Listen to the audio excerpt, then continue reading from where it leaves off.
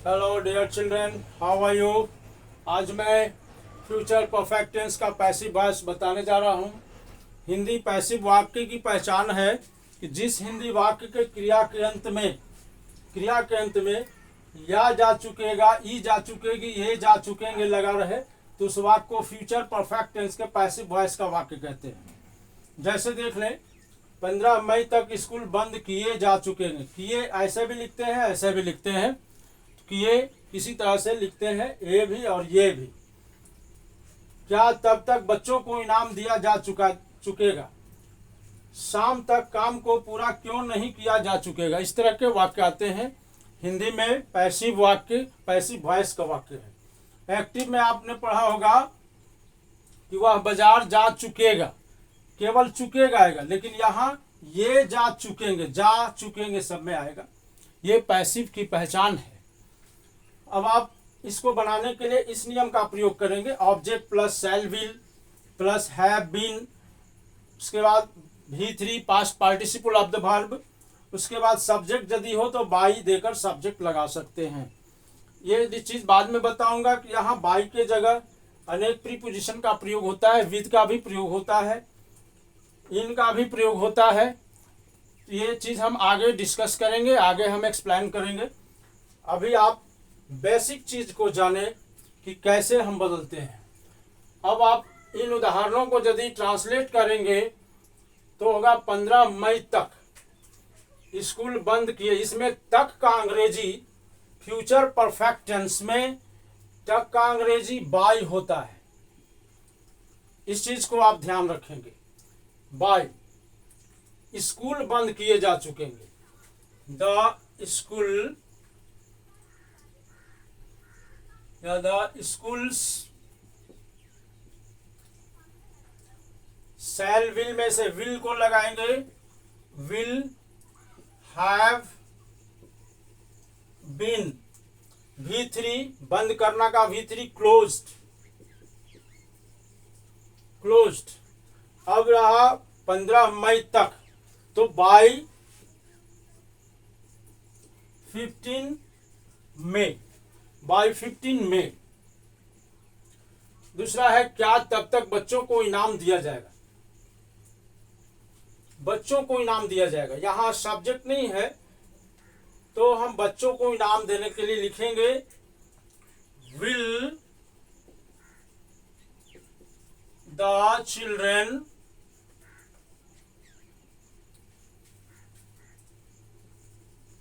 Have. Future perfect tense में केवल shall have और विल हैव का प्रयोग होता है, और पैसिव में बीन लगा देते हैं, जिस तरह से हमने सभी टेंस में लगाया। प्रेजेंट इंडिफिनिट टेंस में इज के बाद हम V3 लिखते थे। पास्ट इंडिफिनिट में वॉज के बाद V3 लिखते हैं। और फ्यूचर इंडिफिनिट टेंस में शैल या विल के बाद बी और तब हम V3 का प्रयोग करते हैं। इसी तरह से जब प्रेजेंट कंटिन्यूअस टेंस में बीइंग का प्रयोग करते हैं, उसी तरह से पास्ट कंटिन्यूअस में भी हम बीइंग का प्रयोग करते हैं, और फ्यूचर कंटिन्यूअस में भी हम बीइंग का प्रयोग करते हैं। और प्रेजेंट इंडेफिनिट टेंस में हैव के बाद बीन लगाते हैं। पास्ट परफेक्ट टेंस में भी हम हैड के बाद बीन लगाते हैं। और फ्यूचर परफेक्ट टेंस जो हम बताए हैं उसमें भी, फ्यूचर परफेक्ट कंटिन्यूअस टेंस अभी बताया नहीं है, उसमें भी हम परफेक्ट टेंस में बीन का प्रयोग करते हैं। Been plus V3। इस तरह से सभी टेंसों के पैसिव वॉइस में लगता जाता है। अब आप देखें इसके अनुसार, will the children have been. Have been तो इसका एक्टिव का नियम है, और अलग से हम लगाते हैं। विल हैव एक्टिव का नियम है और बीन अलग से लगाते हैं पैसिव में। तो will the children have been given prizes. तब तक का अंग्रेजी होता है बाई देन। बाय देन, तब तक, बाय देन। तीसरा है शाम तक काम को पूरा किया जा चुकेगा।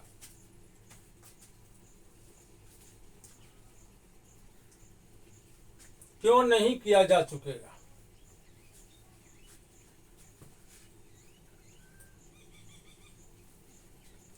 शाम तक काम को क्यों नहीं पूरा चल, क्यों आया इसको पहले हम लिखेंगे वाई, और तब शैल विल लगाएंगे। वाई विल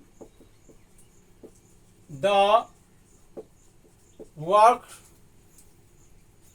अब यदि नॉट आना है तो सब्जेक्ट के बाद इंट्रोगेटिव में लगाते हैं, और पॉजिटिव में शैल विल के बाद लगाते हैं नॉट। तो will, why will the work not have been completed. अब है काम को पूरा क्यों नहीं जाए, why will the work not have been completed. अब शाम तक है तो बाय इवनिंग। इस प्रकार से हम बनाते हैं। तो क्या वाले वाक्य में शैल विल पहले आएगा ऑब्जेक्ट के पहले, और जब क्यों, कब, कैसे WH वर्ड लगाना हो तो इसी क्या वाले के पहले, क्या वाले स्ट्रक्चर जो शैल विल पहले आया उसके पहले हम व्हेन, व्हाट इत्यादि लगाकर बनाते हैं। अब कुछ एग्जाम्पल देते हैं जिसको हम पैसिव वॉइस में बदलते हैं। कैसे, यहां देखें।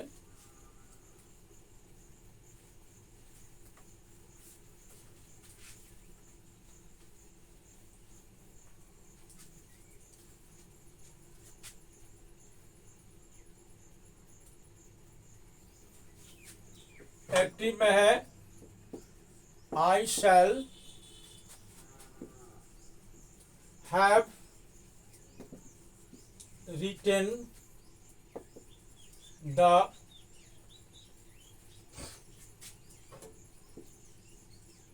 Book. Shall have future perfect tense में शैल हैव का ही प्रयोग होता है, और पैसिव बनाएंगे तो शैल हैव के बाद बीन लगा देंगे। ऑब्जेक्ट को सब्जेक्ट की जगह और सब्जेक्ट को ऑब्जेक्ट की जगह लिखते हैं। जैसे देखें, पैसिव जब बनाएंगे, द बुक ऑब्जेक्ट है, पहले लिखेंगे the book will have been. यहां शैल हैव के बाद बीन लगाना होगा। The book will have been. अब वर्ब को लिखेंगे रिटेन बाय मी।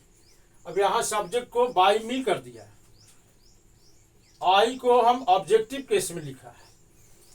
और भी एग्जाम्पल के द्वारा समझे।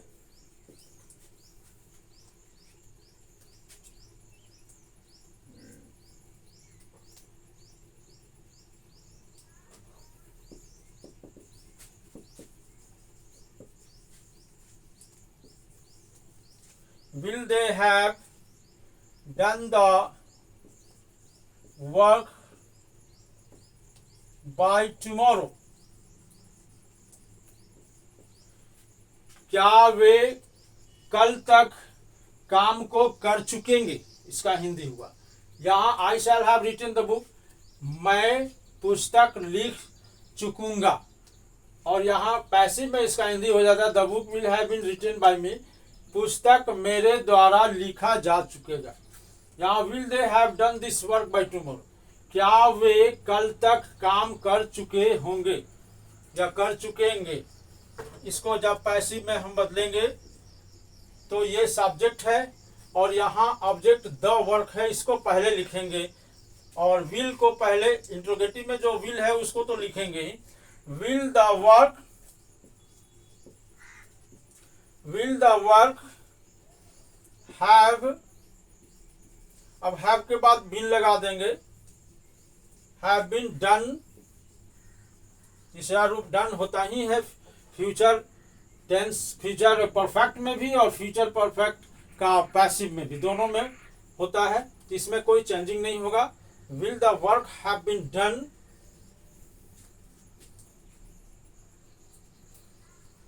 बाय देम, नहीं भी लिख सकते हैं इसको बाय देम, और तब लिखें बाय टुमारो। इस प्रकार से हम एक्टिव से पैसिव बदलते हैं।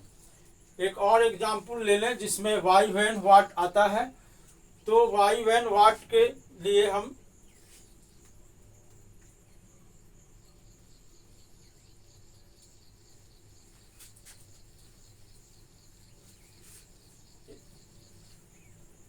इस प्रकार बनाएंगे।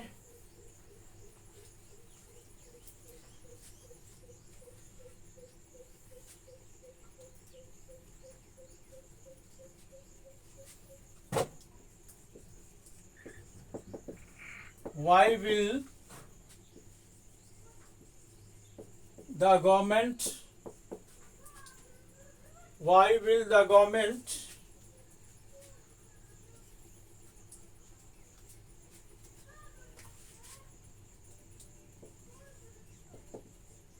build 1 lakh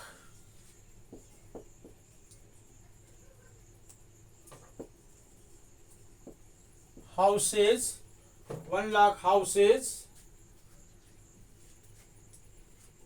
Why will the government have छूट गया है,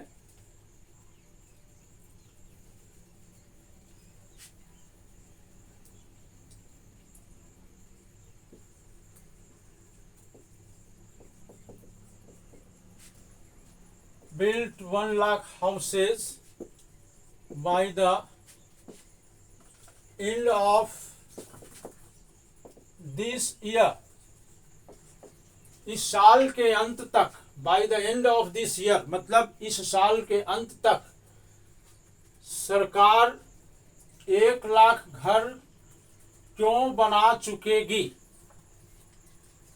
ये एक्टिव वॉइस में है। अब इसका पैसिव बदलेंगे तो हम यहाँ ऑब्जेक्ट खोजेंगे कहाँ है। वर्ब के बाद ऑब्जेक्ट है 1 लाख हाउसेस, तो वाई को पहले लिखेंगे। वाई विल लिखना है सेम उसी तरह वाई विल। अब ऑब्जेक्ट को यहां लाएंगे। Why will 1 lakh houses,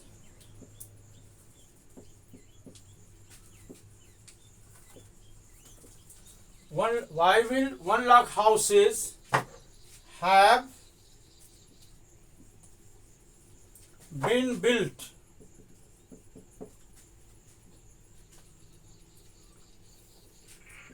by the government